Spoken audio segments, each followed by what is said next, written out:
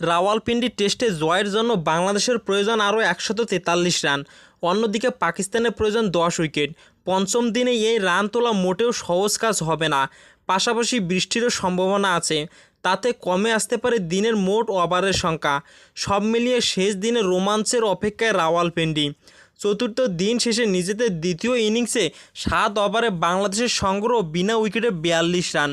31 run নিয়ে উইকেটে আছেন জাকির হাসান। অপর অপরাজিত ব্যাটার সাদমান ইসলামের সংগ্রহ 9 রান। 185 রানের লক্ষ্য তারায় চতুর্থ দিনের শেষ বিকেলে ব্যাট করতে নেমে দারুণ শুরু করে বাংলাদেশ।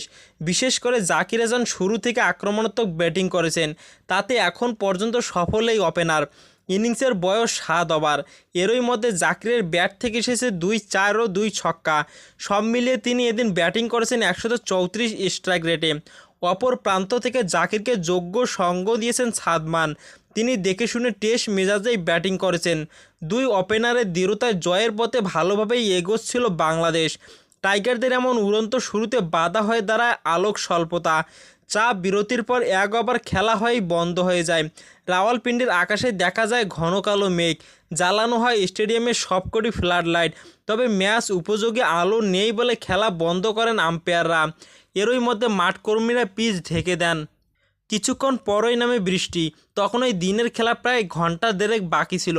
তবে ভারী বৃষ্টি হওয়ায় আউটফিল্ডে পানি জমে। বৃষ্টি থামলেও মাঠ খেলার উপযুক্ত করতে আরও বেশ কিছু সময় লাগবে। এ কারণে দিনের খেলা এখানেই শেষ করেন আম্পায়াররা।